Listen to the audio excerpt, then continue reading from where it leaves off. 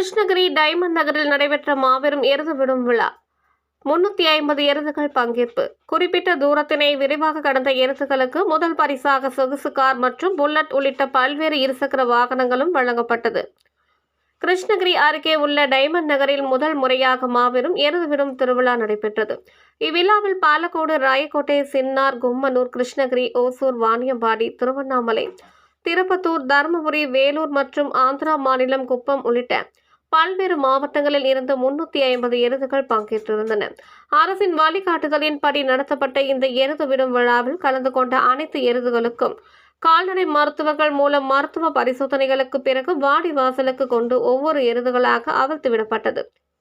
இதில் 120 மீட்டர் தூரத்தை மிக குறைந்த நேரத்தில் விரைவாக கடந்த எருதுகளின் உரிமையாளர்களுக்கு சொகுசு கார் மற்றும் அடுத்தடுத்து வந்த எருதுகளுக்கு புல்லட் உள்ளிட்ட பல்வேறு இருசக்கர வாகனமும் வழங்கப்பட்டது. இந்த எருது விடும் விழாவில் 1000 கணக்கான மக்கள் மத்தியில் அவிழ்ந்து விடப்பட்ட எருதுகளை இளைஞர்கள் தட்டி உற்சாகப்படுத்தினார்கள். இந்த எருது விடும் விழாவினை டைமண்ட் நகர் ஊர் பொதுமக்கள் மற்றும் இளைஞர்கள் சிறப்பாக செய்திருந்தனர்.